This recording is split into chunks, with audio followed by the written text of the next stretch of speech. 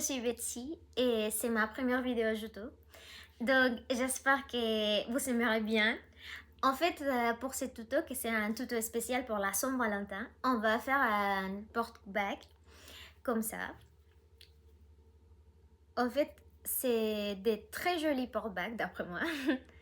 C'est comme ça. Hop. Et je l'avais fait avec du fil chenille, mais vous pouvez utiliser du coton, d'acrylique, etc. Moi, je l'avais fait avec ce type de fil que j'aime bien, de la marque Rico Design. C'est Rico Nili Nili, quelque chose comme ça. Et avec un crochet du numéro 3. Et bon, c'est tout. Si vous avez des questions, n'hésitez pas à me laisser dans les commentaires.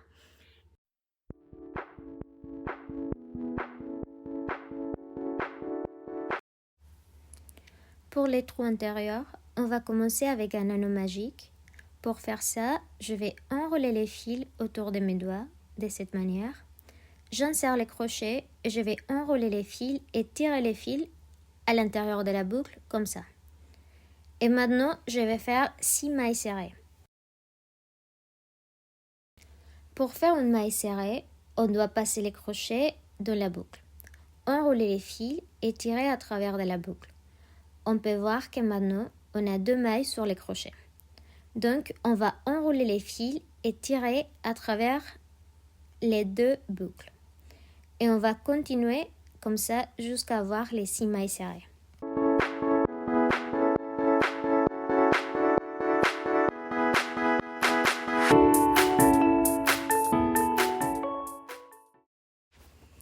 Pour former l'anneau magique, il faut tirer les fils vers l'extérieur et on va faire une maille coulée.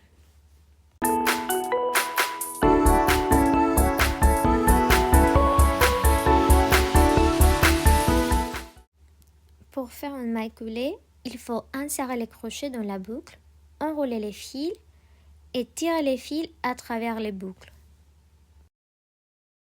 Pour le 12e tour, on va faire que des augmentations, c'est-à-dire 2 mailles serrées dans chaque maille du tour précédent.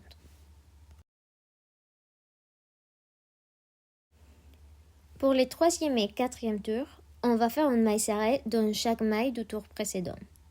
Donc, à la fin du 4e tour, on aura 12 mailles serrées.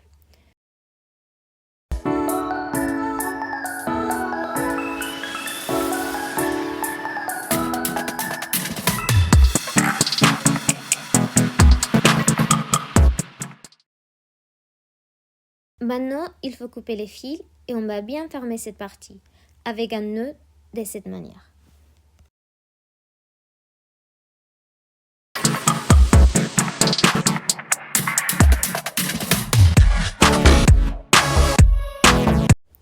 Maintenant, on va commencer avec les cœurs. Pour former la première coquille, je dois faire un anneau magique de la même manière que j'avais expliqué au début de la vidéo.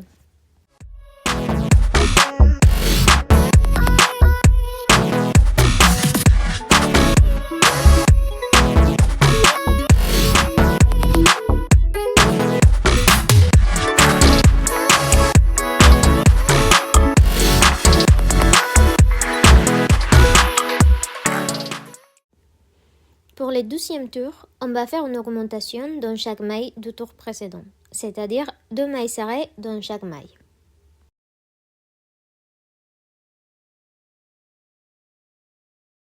Pour le 3e tour, on va faire une maille serrée dans chaque maille du tour précédent. Dans le 4e tour, on va faire 2 mailles serrées et une augmentation jusqu'à la fin de ce tour. On doit finir le tour avec 16 mailles serrées.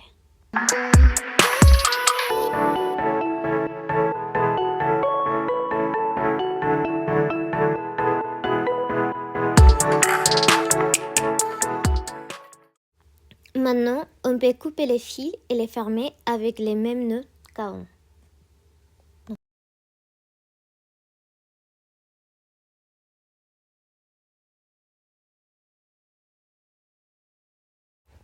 Pour faire la 12e coquille, je vais répéter les tours 1, 2, 3 et 4 de la première coquille. Par contre, cette fois, je ne vais pas arrêter les fils, parce que maintenant, on va joindre les coquilles.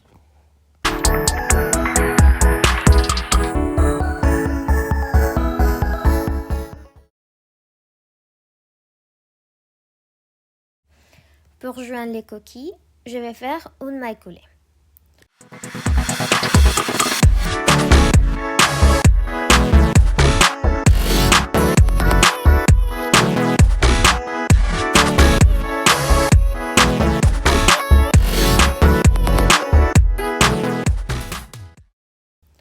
Dans ce 5e tour, je continue avec 14 mailles serrées.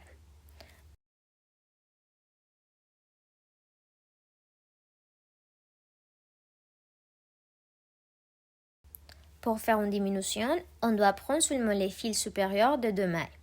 Enrouler les fils. Pour les passer à travers les boucles, on enroule une dernière fois pour passer dans les dernières boucles.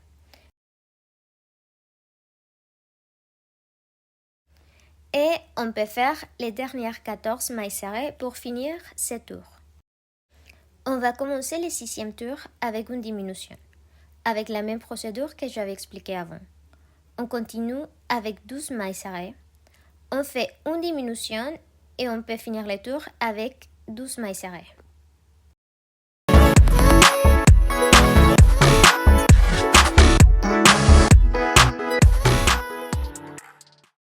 Pour le 7e tour, on va faire 4 fois 5 mailles serrées et une diminution. On aura alors 24 mailles serrées.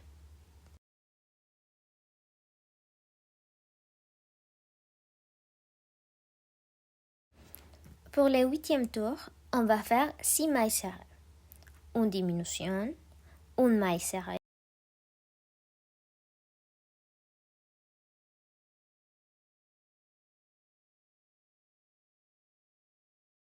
Et maintenant, on va crocheter une chaînette de 6 mailles en l'air.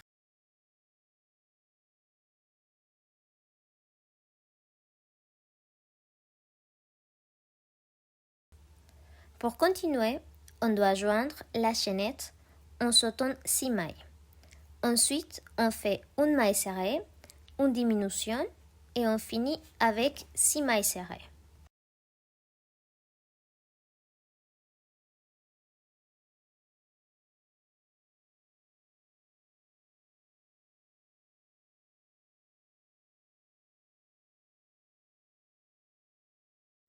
On va faire 4 mailles serrées et une diminution 4 fois, jusqu'à la fin du tour. On aura alors 20 mailles serrées.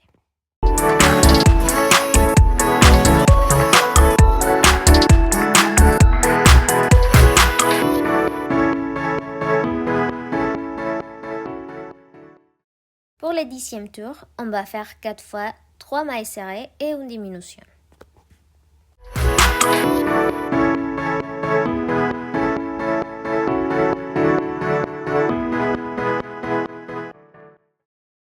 Pour le 11e tour, on va faire 2 fois 4 mailles serrées et une diminution. Et on finira avec 4 mailles serrées.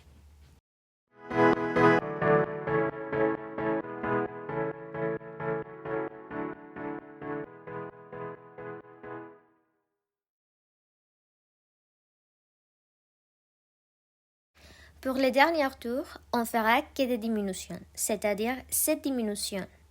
Et on peut couper les fils en laissant une longueur suffisante.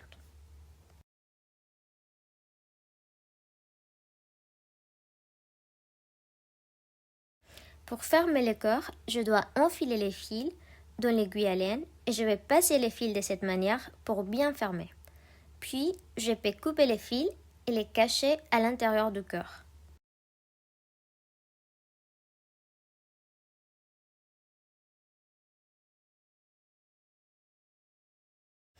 On peut alors faire les rembourrages délicatement et à l'aide de l'aiguille à laine, on va coudre ensemble les cœurs avec les trous intérieurs comme ça.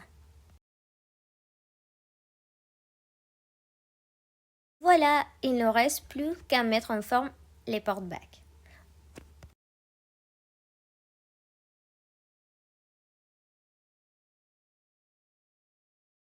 Et bon, à très bientôt. N'hésitez pas à s'abonner dans la chaîne.